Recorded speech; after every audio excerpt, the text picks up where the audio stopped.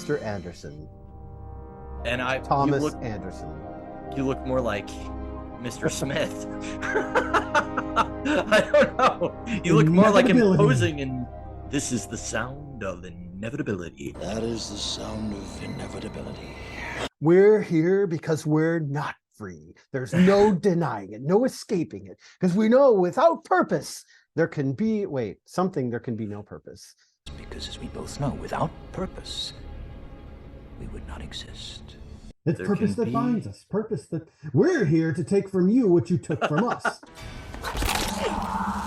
Purpose. This is actually going to be an after show about Hugo Weaving, the actor. So we're going to talk about Agent Smith. We're going to talk about Lord Elrond, and we're going to talk about the Red Skull. Mm-hmm. Oh, and Mr. Anderson, of course. Oh yeah, but we have to both say his monologue. We could do it at the same time, or we could take turns. Anderson, I need you to retrieve Isildur under the mountain. While we blow up Parliament. That's right. E.V. We're not here to talk about Hugo Weaving. We are here to talk about Keanu Reeves. So the first appearance of Keanu Reeves was in 1984 in a TV show, which I did not see. I was only 2 years old, but I did see the first movie that I saw him in was in 1989. It was called Bill and Ted's Excellent Adventure. And he plays Ted Theodore Logan. And it was hilarious and so 80s. I don't know that I saw him originally in the first one. I think it was in the sequel. It's whichever one that they go to, like, Bogus hell. Journey. Yeah. Is that the one where they go to hell? Okay, yeah. Yeah. That was 1991. Okay, that's the first time I saw Keanu Reeves was in that. And probably the first time I saw Alex Winter as well. Yeah. Although his career hasn't been quite as successful as Keanu's. But yeah, funny that he started as a comedic actor, because I think he's very much not that now. No, and it's funny because like he plays a lot of those like very stoic, like almost Nicolas Cage type characters. Mm-hmm. And to see, like, to actually go back and watch him in that movie is really funny because he's just like, he's just like, whoa, I'm a bro, dude. So like, that's my mom, dude. You know, just like. Yeah, it feels like casting against type now, even though we're so used to seeing him do all these action movies and stuff like that. I definitely think that I was aware of him because of Speed. Yeah, that would be the next one for me. Okay, 1994. Was that Speed. The next one? Yeah, I remember that, but Sandra Bullock was a lot bigger deal than he was at that time. I think she was like the name they were using to sell that movie, and then he was kind of like also in it. So yeah, he was in a bunch of movies between then. I don't necessarily have to name them all, but I do remember a year before that, a movie called Little Buddha. I remember reading something about how like Keanu has been very like tight-lipped on what his kind of spirituality philosophy is. I don't know if it's like New Age or what, but there was some like Buddhism influence, I guess, on him from that particular movie. I just remember that little tidbit. Huh. That's interesting. But like he's very like kind of a shy actor, not very outgoing, and so maybe that's kind of why, you know, his characters tend to be kind of stoic, is maybe he's just kind of like shy about delivering his lines. I don't know. Well, it's interesting because I think he has the reputation for being somebody that very much keeps to himself, but also as being one of the nicest people in Hollywood. Oh yeah. That's very much the narrative that's been on the internet for, I mean, a long time. And I think if we had been if the internet and social media had been so much of a thing back in the days when he was doing The Matrix and stuff like that, I think he would probably be an even bigger star than he is now. Information didn't circulate in the same way. Like, we had the internet, but it was like basically Star Trek sites that fans had made, and that was in the mid 90s or whatever, or the late 90s. That's all I knew was on the internet. We'll put it that way. There you go. I was like, that's where I go to find out what's going to happen in Star Trek First Contact before it happens.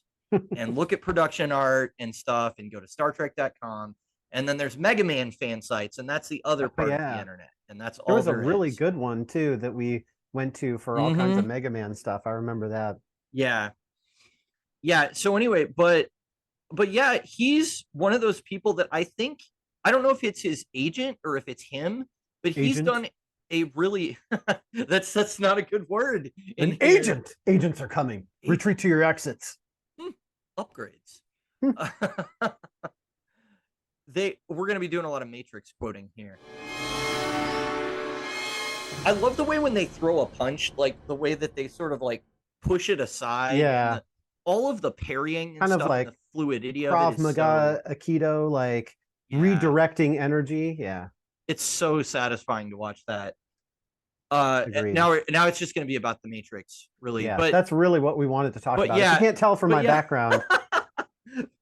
But yeah, I think he's done a really good job of his whole career of finding roles that allow him to kind of be his personality, and then he is playing a character, but like I haven't seen John Wick. Is his personality like extraordinarily different in John Wick than it is in like The Matrix or another action movie that he does, or is he kind of like Keanu Reeves in all of those? He's kind of like Keanu Reeves. Like, Yeah. it's more just like an older version that has the long hair, kind of like BRZRKR, where he's got like the longer hair, and or even when we saw him in The Matrix Resurrections, like he's got a different look now, but it's really kind of the same type character. Guns. Lots of guns. Yeah, but I heard somebody once say that he's not an exceptional actor, but that he is a great entertainer. And I think he falls into that same category with people like Arnold Schwarzenegger and some of those people, where you cast him in something and you're expecting a very specific performance from that person. And so when you cast Keanu Reeves, you kind of know what you're signing up for, you know what you're going to get, and he does that one thing really, really well. So I think his whole career he's been able to like find those projects that sort of elevate that like stoic hero. Yeah. So. I think in another after show we talked about that, like with Arnold Schwarzenegger, it's like whatever movie you put him in, the movie kind of changes, because it's like, okay, this gigantic muscly dude is supposed to be some just like, rando guy who this could happen to anybody, but it really couldn't, because when he decides to fight back, it's like, again, this giant like dude who's just like manhandling people and smacking them around, or taking an AK-47 and shooting down aliens. Like, it's story ends up only becoming believable because it's Arnold, not because it's some like guy off the street. I think Total Recall is like the ultimate expression of that idea, because there are multiple action sequences that are in that movie for no other reason than that Arnold Schwarzenegger is in that movie. Yeah. You just break out into this sequence where he's like gunning 12 guys down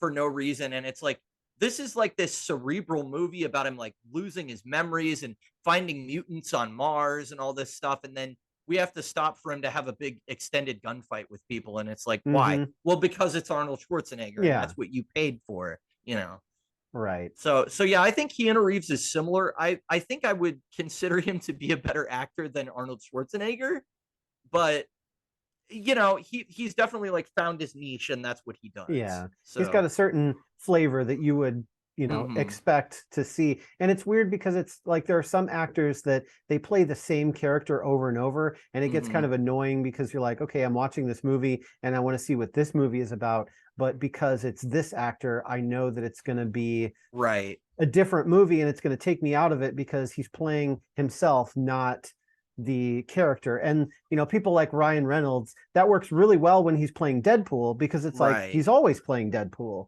So when you put him in a Deadpool movie, okay, it makes perfect sense. You put him in a different movie and you're like, this is just like Deadpool, but he looks like Ryan Reynolds, same kind of personality. But a movie Keanu, with an energy ring, perhaps, is that what you're talking about? We don't talk about that here. But anyway, starring Taika Waititi. Oh yeah, that's right.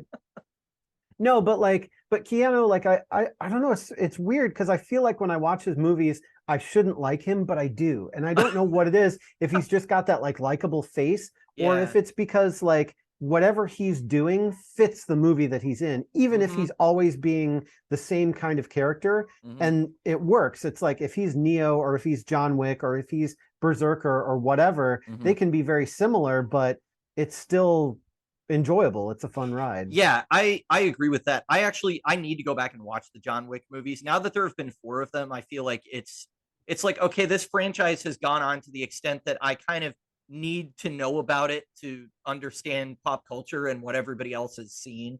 So I initially was just like, it's Neo, but he doesn't have any supernatural powers or whatever. Like, that sounds lame, but I think I'm at the point now where I'm like, no, it's going to be cool. Basically, it's like, you remember the gunfight in the where they're in the building and they're trying to get to where Morpheus is, and they're like shooting the pillars and there's guns and everybody's, and he and Trinity take down like this whole army of people. Basically, it's like that, but without the slow motion and without Trinity.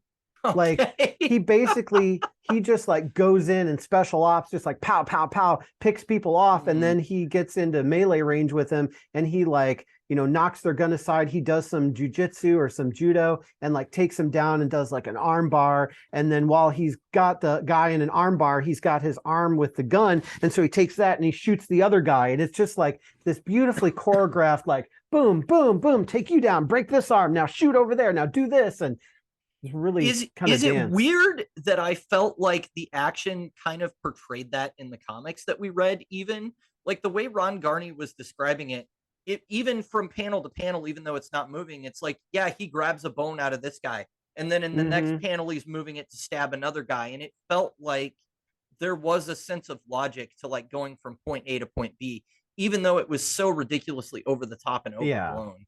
And I can definitely see how they could like film it and it would be his style of an action movie very much. I think my only reservation about it would be there is so much time spent on like young him. Would they do the like bad CG de-aging thing on his face, or like what would they do? Well, it doesn't always have to be bad. I mean, there are some good examples of it, but for the most part, not well used. I mean, I think they could probably find an actor to just play the younger version. Man, not with the same physicality as him. I don't know. Like that's the thing about this is kind of a tangent, but like the way Keanu moves is so specific to him.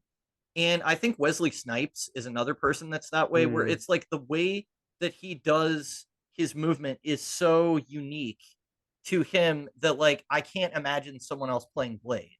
Because it's like, well, Wesley Snipes, it's not just like his personality, it's like his physicality that contributes to the character and the way he kind of like bounces from one objective to the next and everything. And then you see somebody who doesn't do that and you're like, well, that's not Blade. Right, exactly. Yeah. Or you see like a young person trying to copy Keanu Reeves and you're like, that's not Neo. Like that's obviously some other actor, which it is, but you know, when you're trying to like disillusion yourself by watching a movie, you want to be immersed in the movie and not think about like, that actor just really doesn't capture, his movements. So yeah, that's true. That presents a challenge. Although they have done successfully, I think more so rather than the de-aging is the putting somebody's head on somebody else's body kind of thing. So I don't know if how they would make that work, but maybe there's an option there too. I still think, and this has been a long time ago now, but the first Captain America movie, I thought it was going to look horrible when they put his head on that skinny body. It actually looks really natural and oddly enough, believable. Yeah. So that it's like, wow, they actually pulled that off and it looks pretty seamless. I think it really just comes down to money and how much the studio is willing to spend, because I brought it up in the review, but if you see the new Ant-Man movie, it's really clear that the visual effects artists and just the effects in general, like they were not putting the time and money into them that they needed for what that was supposed to be. Like, especially once you get into like the last third of the movie, it's just like, it doesn't look as believable as a lot of the CG we've seen in other like recent movies. So I don't know. Yeah, I think they could pull it off. They just have to actually invest the money in doing that. So well, and time. I think you briefly mentioned that, but like time is the other thing, because they're like, well, we need to get this in production because we need to start making money. So then you start rushing and you start cutting corners, and that's a really great corner to cut is your, visual department. And then you do that and it compromises the movie, and everybody's like, why didn't this sell so well? Well, because you rushed it, and the digital artists didn't have enough time to do their artistry, and they cut corners. And what do you expect? Like, Yeah. it's funny because like this unfortunately, toes the line with my work stuff, where it's the same sort of thing, where like I'm trying to, do something a certain way that's either required or because we're looking out for, the end user or that sort of thing. And it's always time that seems to trump everything. And we don't care about doing a good job. We don't care about it, being right. We just want it done. Certain people, if they're in key positions that have that mentality, then it just ruins it for everybody. Yeah. Unfortunately. Yeah, no, that's 100% true. I was thinking about the de-aging thing. I think the worst I've ever seen is in X-Men: The Last Stand. They have a scene where they go back in time and they show both Magneto and Professor X meeting young Jean Grey. They look like they have makeup on. It looks like there's no texture. Their skin is like perfectly smooth, and it's very odd looking. It's very off-putting. Yeah, it's clearly the actor, and yet something is wrong about them. So we have come a long way from that, I guess. Yeah. But I mean, I don't remember Speed particularly well. Do you? I remember there's like a runaway bus. Yeah, that's I was gonna say it can't stop, and if they try to stop it, there's a bomb that's gonna blow up. And that's right. I don't remember what exactly Keanu's role in that movie was, but he was on the bus with Sandra Bullock. That's all I remember. Well, so then speeding to the future here, we have he was in other stuff too that I think is popular, but we just haven't seen. Like, he was in Johnny Mnemonic, which I don't know if that did very well or not. He was in other stuff that I've never even heard of. Chain Reaction, Feeling Minnesota, The Last Time I Committed Suicide, The Devil's Advocate, and then in 1999, The Matrix. The Devil's Advocate. You've seen that movie, surely. That's with Robert De Niro plays the devil, and Keanu is a lawyer, and he makes a deal with the devil that like he'll never lose a case. And so that sort of like sucks him into this world of where like his life is going really well, but like he starts like cheating on his wife, and like everything starts going downhill because, well, you made a deal with the devil.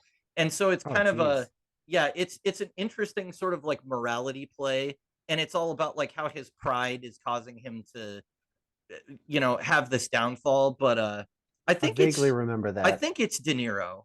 That might be Al. It's Al Pacino. Oh, it's Al Pacino. Because this is the movie where Keanu Reeves took a lower salary, so that way they could afford to pay Al Pacino to star in this movie. But then Pacino heard about this and was like, "Well, I can't let him one up me," so he donated the same amount of his salary to charity. It's very funny that a movie that they made about the devil donated money to charity. that's like oddly ironic, I feel like. Yeah. But no, that one's actually pretty entertaining, and he has to do some actual I don't want to sound demeaning by saying this, but like some actual acting in that. like dramatic that does sound acting demeaning type stuff, as opposed to just it's not focused on him doing action necessarily. So it's more of like a psychological thriller. But yeah, The Matrix is what I think most people know him for, obviously. And interestingly, it's funny that I brought up Blade before, because every time I think about The Matrix, I think about Blade as well, because Blade sort of put one foot into that action, like moving the action genre forward. I feel like they were starting to do slow-mo. They were starting to do a couple of the things that they did in The Matrix, but The Matrix like blew it up to a level that we had never seen in cinema before. So I feel like it was inevitable that it had inevitability that we were going to reach that point, but the Matrix was just the one that like they really hit that trend and like figured out how to do that at the right time. Yeah. So well, and it had a good balance of action, story, interesting characters, and phenomenal music. Yeah. And so it was like a total package of, everything together that just like really was explosive. And then what, 3-4 years later, we get The Matrix Reloaded, and they do a 180 on the cool special effects they did in the first movie, and now they have this weird, like, not even as good as video games at the time, like bad CG with no textures, and like he's doing these weird flips and they slow-mo. And I think that's what makes it really bad in The Matrix Reloaded, is that he's doing these weird CG scenes and then they have slow-mo. So you're watching this like totally rubbery,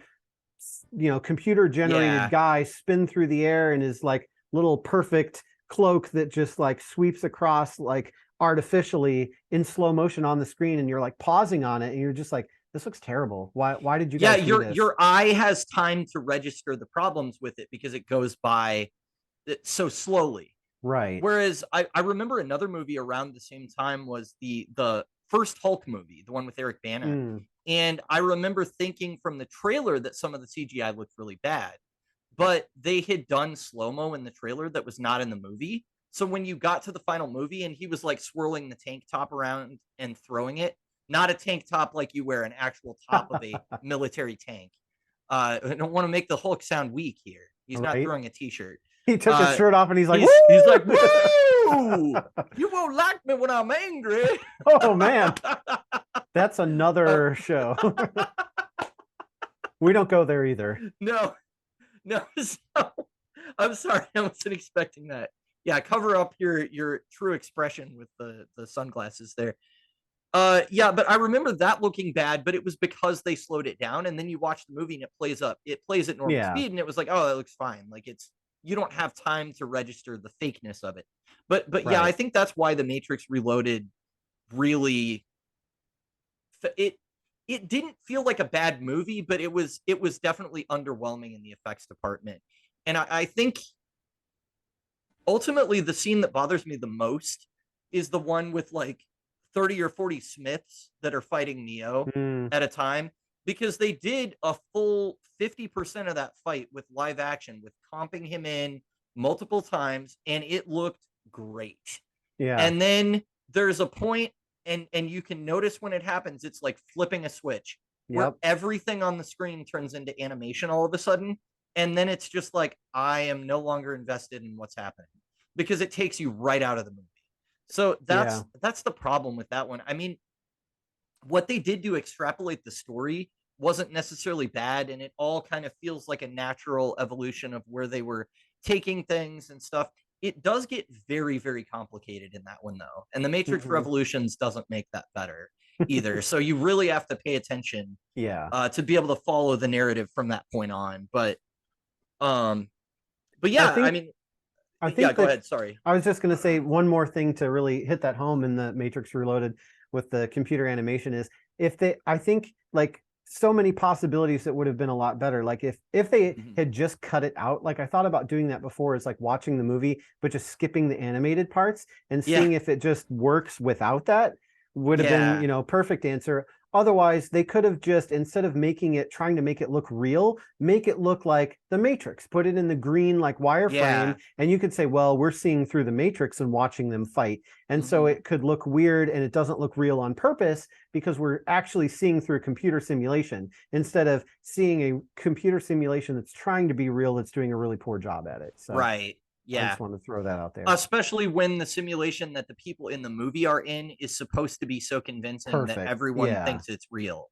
So then when we see it and it doesn't look real, it's like, well, that takes you out of the whole concept of what is supposed to be happening. Yeah. So, but Keanu Reeves is just, it's weird because I feel like he's not someone that should have a lot of charisma because he's not doing that much emotionally on the screen. But there is something about him that is super entertaining to watch. And I don't really know how to explain it, except the way you said earlier, where you were like, I feel like I shouldn't like him and I shouldn't like his performance, but I do. And that's kind of how I feel too. Like if I'm going to analyze the acting that he's doing, I'm like, well, that's no great shakes. It's not like, somebody like, I don't know, who's a contemporary of his. Well, Will Smith, for instance, like he can hit an insane emotional range. He's a phenomenal actor and all this stuff, but Keanu's not got like a huge emotional range, but you just want to watch him. He's just exciting to watch on the screen. I don't know. Yeah, well, especially when his movies are action packed. He kind of reminds me a little bit of like Tom Cruise in that regard. Where it's Oh like, yeah. you know, he's out there like doing stunts and, you know, really getting into those types of characters. And so you almost like typecast him in that's all you want to see him in, which is not great for an actor's career, but it's really great for, you know, moviegoers, because it's like, Right. I'm seeing an action movie with Tom Cruise. Oh, great. I can't wait until we get to the running scene where we get to see all the running, you know. Exactly. And he's probably like with Lord of the Rings, where it's like every time I go to a convention, people are like potatoes. You know, it's like really annoying if you're the actor from the fans, but if you're the fans, it's like, yes, I just want to see this one thing because it's cool. Yeah, I think Ghost Protocol wasn't quite as good as some of the other movies, just because there wasn't as much running in it. I don't know. Yeah. He runs from a sandstorm in it, and I think that's it. And we need to see that side profile of him doing the, you know, like where he's really going, like you can tell that he's really moving. That's yeah, Tom Cruise is somebody that's in the same category. I think that he is able to play more different characters than maybe Keanu Reeves can, because he did do Interview with a Vampire, you know, where he plays Lestat and is a very different character. He's also in Tropic Thunder, where he plays an overweight, extremely like seedy Hollywood producer that's like yelling at everybody, and he's like balding, and it's hilarious. He's hilarious in that movie. But yeah, I think mostly you're like, when I see Tom Cruise, I see Ethan Hunt, and when I see Keanu Reeves, I see Neo, you know, or someone that's going to do action like Neo, you know.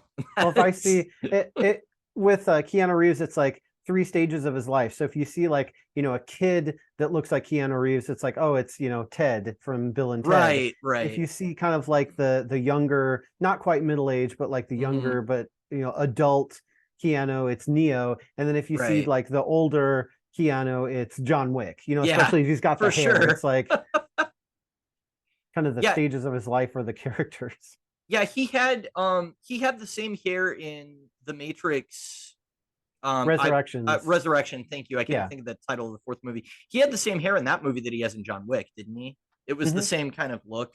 They were going for more of a, almost like a psychological sci-fi angle with that one. It was interesting because it was more into them like breaking down his mind than it was the crazy stuff he could do in The Matrix. But I also think that was a cool, it wasn't the same thing that we've seen before. And a lot of people I work with complained. They're like, well, that movie doesn't make any sense. How did he get there? What's going on? Blah, blah, blah. And I'm like, did you watch 2 and 3? And they're like, no. Oh. And I'm like, you don't watch the 4th movie before you watch the 2nd and the 3rd movie. You watch the 2nd and the 3rd movie first, and then you watch the 4th movie.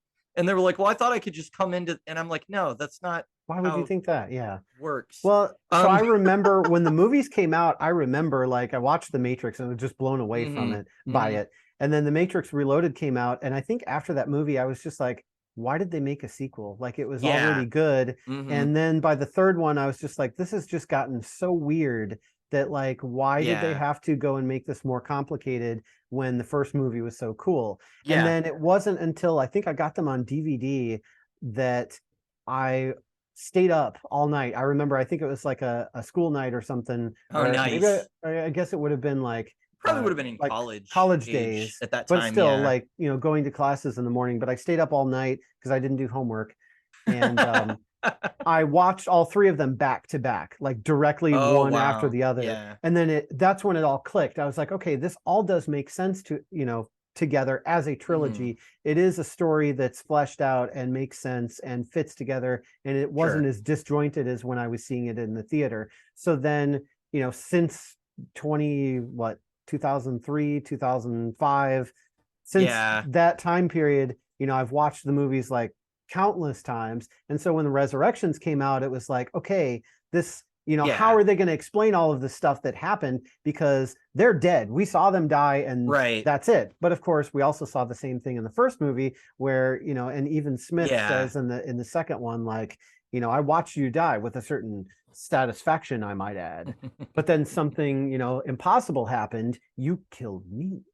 And so, you know, it was like that same kind of reversal where it's like, well, you thought they were dead, but because of the crazy machinations of the machine world, they were able to, find a way to bring him back. And it was just like so bizarre, but it was also sci-fi and cool. And I liked a lot about that movie because I really expected it to suck when I went in. So I think that helped me sort of like appreciate the things that they did about it and what they actually added to the original trilogy to sort of expand the story a little bit more. So that was really neat. There are a few complaints I had about it, but I think overall, I don't know that it enjoyable. felt necessary, but it didn't feel unwanted either. It was like this is satisfying enough that I think you can include it with the other movies, and it's a part of the story and it makes sense, So I don't know. There was an interview with Lawrence Fishburne I saw online where he like declined to be a part of the fourth movie, and they were like, well, what did you think of it? And he was like, it didn't suck as much as I thought it would. And I was like, that's interesting, because I was very skeptical too going into it. I was like, it's been a long time since we've done the Matrix, so like what are they going to do? What's their new angle on it? But I think they found a really good way to get back into that story. So well, and you don't take something that's like an icon in history and mess with it, right? Like with a lot of the reboots that we saw in the last decade. Some of them were pretty good, most of them were pretty terrible, and it's like whatever formula of how things came together for some of these movies was just right for the time, and it just happened to everything happened to line up to make this movie really good. Like Back to the Future is one that hasn't had a reboot and I hope doesn't, but that's a really good example of like they weren't setting out to make this record-breaking movie, and they had a lot of stuff going against them, and they had to recast their main actor, and they had a lot of issues, and just things sort of just lined up. You're breaking up a little bit. I'm sorry. Yeah, your screen froze. Your video is paused. Yours is too. Can you still hear me? I can. Okay, now that's so it weird. Seems to be. There we go. That's so weird. There we go. Okay, now you're good. Oh, your internet connection is unstable. Thanks for telling me, Zoom. Oh, great.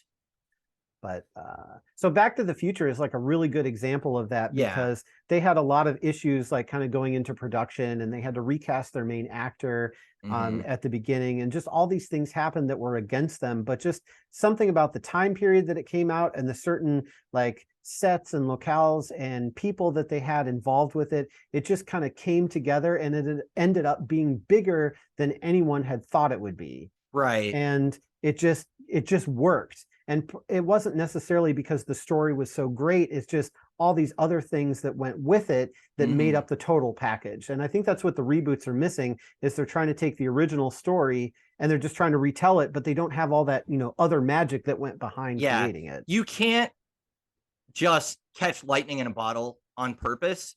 It just kind of has to happen. And well, it has to happen organically. I don't think that you can recreate that artificially. And I think that's what a lot of the reboots struggle with. I mean, the one that sticks in my mind really is the biggest success that I've seen of that is Ghostbusters Afterlife. I would say that's like a phenomenal sequel that sets up more legacy characters to continue on, and it definitely feels like it's part of the old movies, and they like the magic of it seemed like it was still there. A example that fell a little bit further isn't necessarily Star Trek 2009, but Star Trek Into Darkness, where they're like, let's just do Khan again. And, this time we'll kill Kirk instead of Spock, except there won't be any sacrifice because we'll revive him by the end of the movie. And it's like, so what was the point in negated telling the whole point this story then? Yeah, like there was that movie felt very like, it was very actiony and exciting, but like it kind of felt empty at the end. Whereas they finally kind of got it right with Star Trek Beyond, and then they're like, well, we're done doing this now. So I don't know. But yeah, that was a reboot where I really feel like it was done for us, particularly the Khan movie. They were like, well, we're doing this because it was one of the most successful movies ever. So, within that franchise. So they're like, if we bring him back, that'll put butts in seats. And it's like, well, yeah, but also that movie's already been made. So like, why make it again? I don't know. Right. So before we move off of The Matrix, which we don't want to Sure. make this whole episode about that, but can't not talk about it. Right. I just wanted to add the video games, Enter the Matrix and The Path of Neo, Oh, I which totally forgot about those. were also associated with the Matrix, and there was the Animatrix as well. But those two games ended up being really good. Like, I really enjoyed them and thought they were phenomenal, especially Enter the Matrix, because you get this whole side story of Niobe and Ghost that's basically like what they were doing while they weren't being seen in the movies. Like, this is actually their side adventure that we heard about that they were doing in the movie, and we actually get to see them do that in Enter the Matrix. So along with like all the reboots and continuations and things of stories, if anybody's listening, I really want remakes of those games because they were amazing. Yes. I don't want new games where you make stupid versions of them. I want those games, and I want remakes to just update the graphics. You don't really have to change much. Maybe Yeah. there's some things that have aged that we can modernize, but yeah, they were really good. Yeah, maybe there's bad collision detection somewhere or something, but I just remember liking to run up walls and around corners and stuff and doing that So all the fun. time. Because that was the first time I'd ever seen that in a video game. So Mhm. yeah, those are like PlayStation 2 era games, but they were really excellent for the time. Yeah.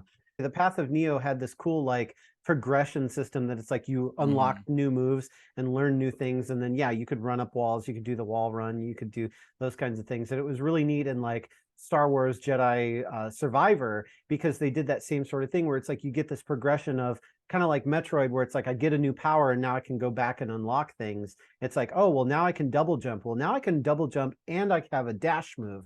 Well, now I can double jump and I have a dash move, and it takes me through a portal that resets my double jump and dash, so now I can go even farther. And it's like you keep expanding onto the move set that you get to do. And then in that game they give you stupid platforming challenges that are really freaking hard, but that's a whole nother story. But the Path of Neo was cool because you got that same sort of progression. Yeah, and didn't they end it with a giant mechanical Agent Oh, Smith yeah. fight that he was like pulling in pieces of the city to make himself a body, and you had to like fly into him and smash him? They or were something? paralleling the movie, and then they actually like announce in the game, they're like, so this is kind of where the movie ends, but we thought it would be cool what if it doesn't end the same way of the movie, and we have Smith just like assemble all the stuff into like a giant thing that you have to fight. They're like, we thought this would be cool, and you have to fight that as the final boss. I forgot about that. That was makes awesome. I remember that really strongly because they were like, the whole Messiah thing works really well as a conclusion to a movie, but not a video game. So this is a video game, so we're going to do something different. And I was like, oh, that's so smart, actually. But yeah, those two games were great. I don't even know who published them. Was it THQ or somebody?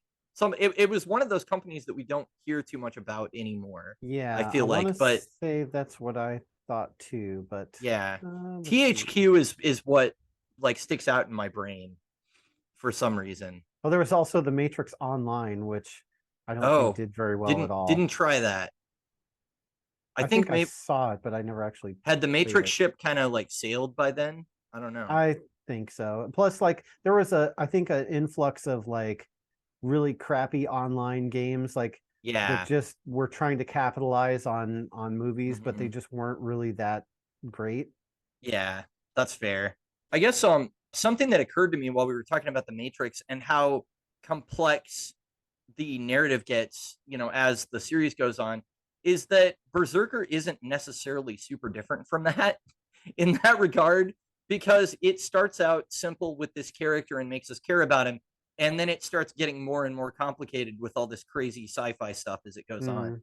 So it's interesting because Reeves did not write those movies, but this seems like it follows kind of a similar like story template as like how that worked, where they keep adding layers of complexity in. I will say it was a little bit slower in the Matrix movies though, so you had time to absorb it. Whereas in Berserker, they're like, bam, it's the last 4 issues and we're going to hit you with all of the info now. So I don't know. Well, and that's do with that what you will. I think we see that a lot too, where that's one of our, I think, main complaints that we have if we complain about something, is that the number of issues and the story that they told was just too jam-packed. Like, it seems like more often than not, the pacing is too fast, and it's never like the pacing was too slow. Yeah. I mean, maybe there's like an ebb of flow of like, okay, we took 3 issues for this one story point, and then we took 3 issues for these like 12 story points. Like, oh my gosh. I don't know if it's from editorial.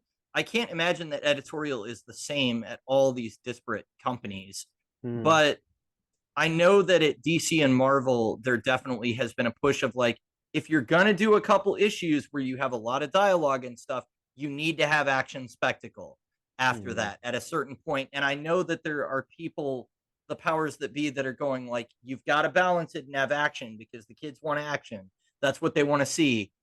So there was Kelly Sue DeConnick, who wrote all the Captain Marvel stuff that you really love. She did a run on Aquaman, and it was heavily criticized because the first 6 issues of her run is almost all world building, dialogue stuff. There's not a lot of like punching and stuff like that. We don't see any of his familiar rogues for the first 6 issues of it. Like Black Manta's not there, Ocean Master's not there. There's nobody, and so it's really her building up this new mythology around a part of the ocean that we haven't seen yet. And it was cool, but she got a lot of criticism from people saying like, well, you're writing a novel, not a comic book. But I don't know why comic books have to have that pace. I think Yeah. it's just that we've accepted it because that's how it's always been. But I don't know why you can't do longer form storytelling and really build to that climax, and then when you get there it's more satisfying. I think the argument against that is that you only get a comic book once a month. And so the release schedule means that if you have a story that is moving slowly for 6 issues, that is 6 months out of a year. Yeah. So I understand with the way that it comes out that people want it to get moving a little bit more, but most of its life it's going to sit on a shelf as a book. It's most of its life it's not going to be how it was during the release schedule. So Yeah. I don't I know. think even in a novel, you have to mix things up a little bit that you're Yeah. not, feeding the reader too much information where it's like, now remember this, now there's Mhm. this key term, now there's this world, now meet this person, and then you do something with it later. Like you kind of have to mix it up a little bit so that it's Yeah. not whether it's complete action or it's just world building. Like you don't want one Mhm. or the other for too long because you start to get worn out. So, Yeah, that's true. That's true. I mean that so we've gotten away from like talking about Keanu yeah. Reeves. I'm sorry. We're talking about like story structure. So after all the Matrix stuff, he's in a couple of movies. Something's Got to Give, Ellie Parker, Thumbsucker, and then 2005 Constantine. Oh yes. Have you seen that? Because I have. If I did, it was a long time ago, and I had no idea what I was watching. Yeah. So it's interesting because he is written pretty well to the character, I feel like. It's really just the fact that he's not British that's extraordinarily distracting. And I had not read any of the comics at the time, but he's chain smoking. In the movie he's got cancer, but it's like the demon blood keeping him alive or something. So it's he's made deals with too many demons. So he can't die because if he dies then they all have to fight over which one of them gets him or something. And it's, I don't know, there was like a whole thing there going on, but they definitely played up like the horror aspect of what you were expecting to see in Justice League Dark.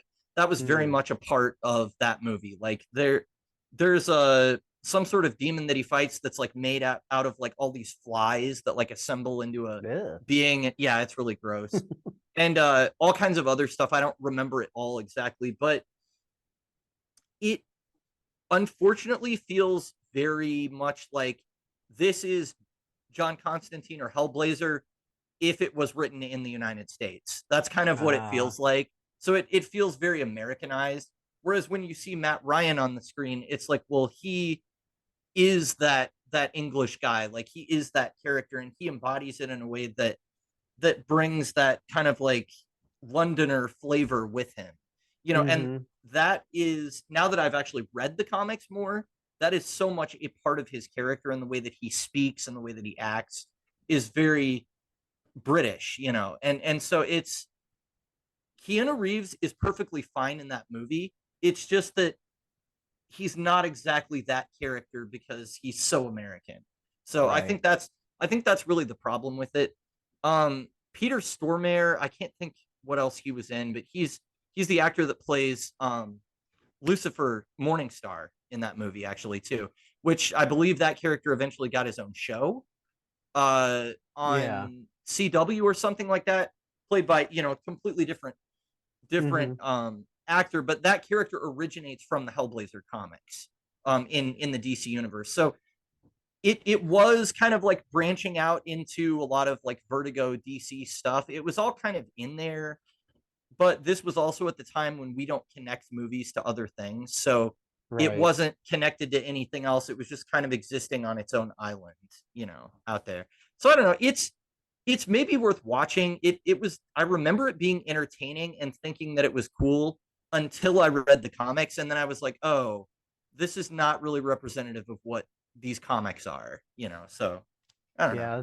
Sounds like Americanized version, which a lot Yeah, of times it's it seems like when we take something that's British and we Americanize it, it's really not as good. And I don't know yeah. if it's because the way that we do it just makes it too straight, or we take the sort of fun elements out of it and we just Mhm. make it straight, one thing, like, oh, we just make it horror and that's it. Like there's a Right. lot of elements to Constantine, and horror Mhm. is just kind of one of them. So Yeah. I don't know. Yeah, I mean it's definitely interesting, and it's weird when I hear Keanu Reeves talk about how passionate he is about the character and how much he'd like to make another Constantine movie. I'm kind of like, I would be fine with that if they set it in like a DC Elseworlds kind of thing where it's like, here's an alternate reality or something, but I definitely don't want him to be like the primary Constantine for the new DC movie universe moving forward, because Yeah. I'm sorry, Keanu, you're just not British enough. Sorry. Have to work on that So British accent. exactly.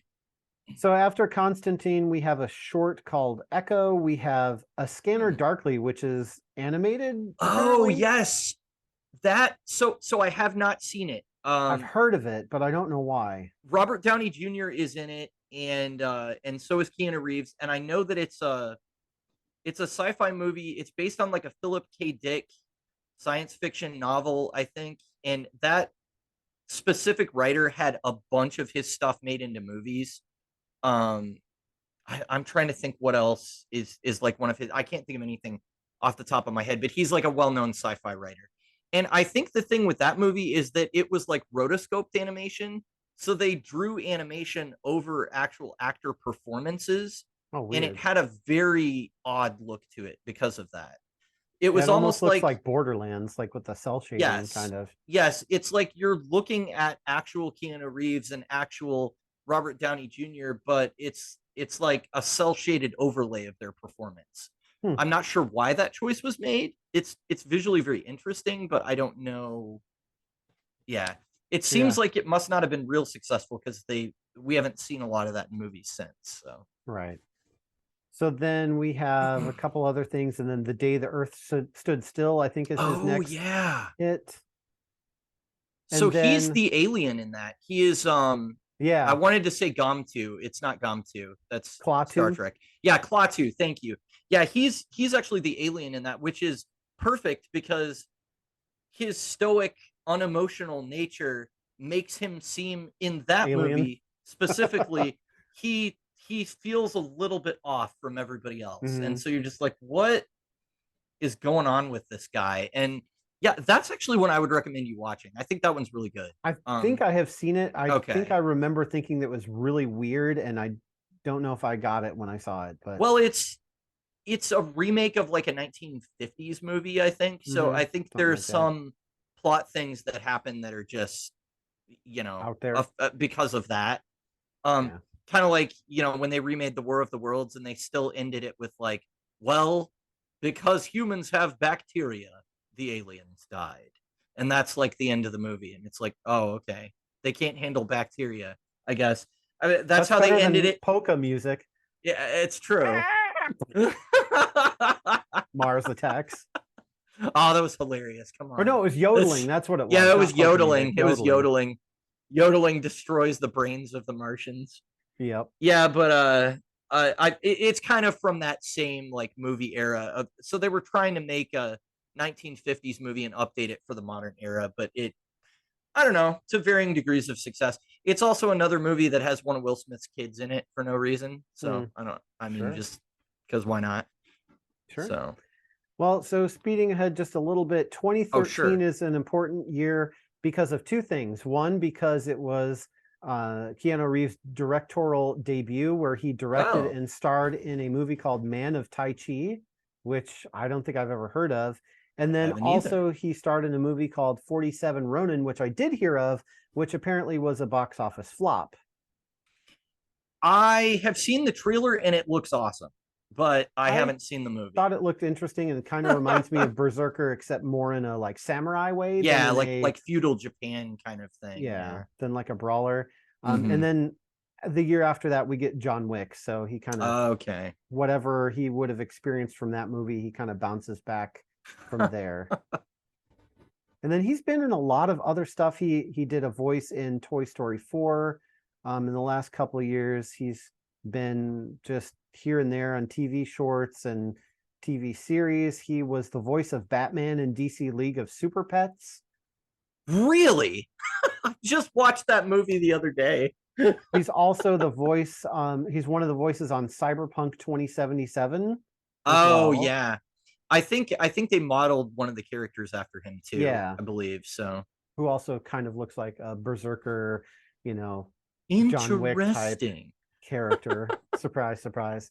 And then of course, the continuation of earlier sagas, Bill and Ted Face the Music, which yet another movie where I was like, I can't imagine them bringing these back, especially Keanu Reeves acting like a bro again. But I think they captured the original characters. Wow, and really?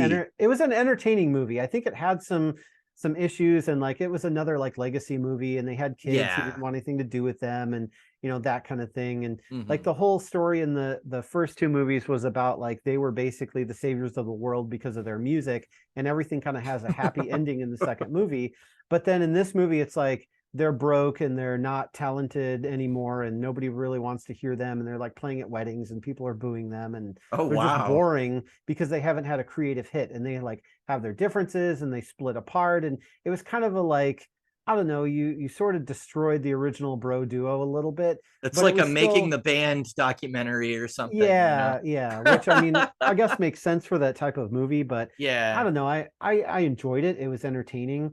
But the Matrix Resurrections, I really felt like, added to what we already had without, kind of destroying it. So that was cool. And then of course he reprised his role as Neo again in the Matrix Awakens Unreal Engine 5 experience, which please, again, give me Enter the Matrix, give me the Path of Neo, give me whatever the Matrix Awakens is, because that Unreal Engine, Matrix thing was really cool. It was phenomenal. And that was 2 years ago. So where's the like follow-up video? Is this another Final Fantasy VII remake where you're going to tease us with this like amazing render of Final Fantasy VII from the 90s, and then you're going to wait like what 10 years before you actually give us the game?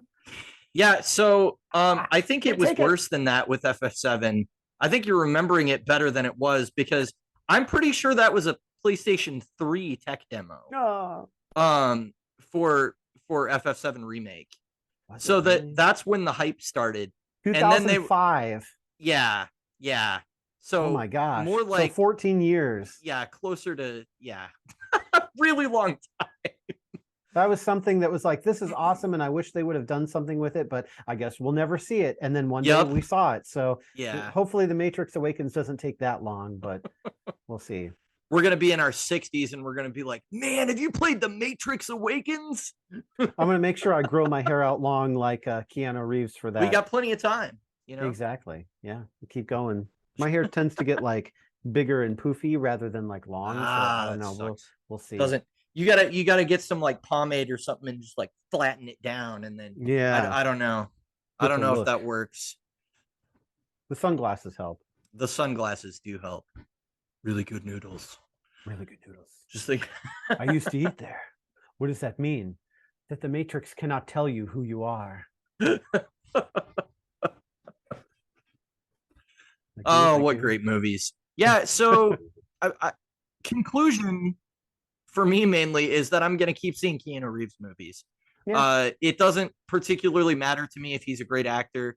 he's very entertaining to watch. And sometimes when you're going to a movie, that's what you need.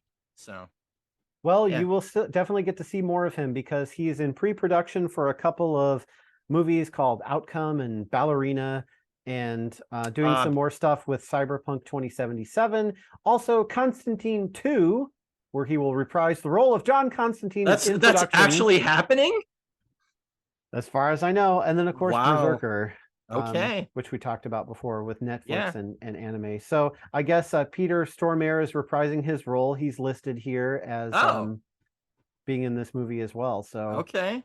Reeves will reprise his role as Interesting. supernatural exorcist and demonologist John Constantine. Maybe he'll have a British accent this time. I almost feel like don't make him do that. Hey mate, we need guns, lots of guns. Hey mate. Can you even imagine? I can't even put those two sounds together in my mind. Do it, but it's weird. I feel like if you want to laugh at the movie, then make him do that. But it's like on what is it, Picard, when we finally heard Patrick Stewart doing a French accent in like the first season of that show. I'm like, oh, this is why they didn't have him do that for the run of the show. Yeah. No, this stop. is really bad. Yeah. All right. Well. Well, in a nutshell. Oh, I'm in a nutshell. Oh, sorry, a little Austin Powers there. No. That is Keanu Reeves. Egg.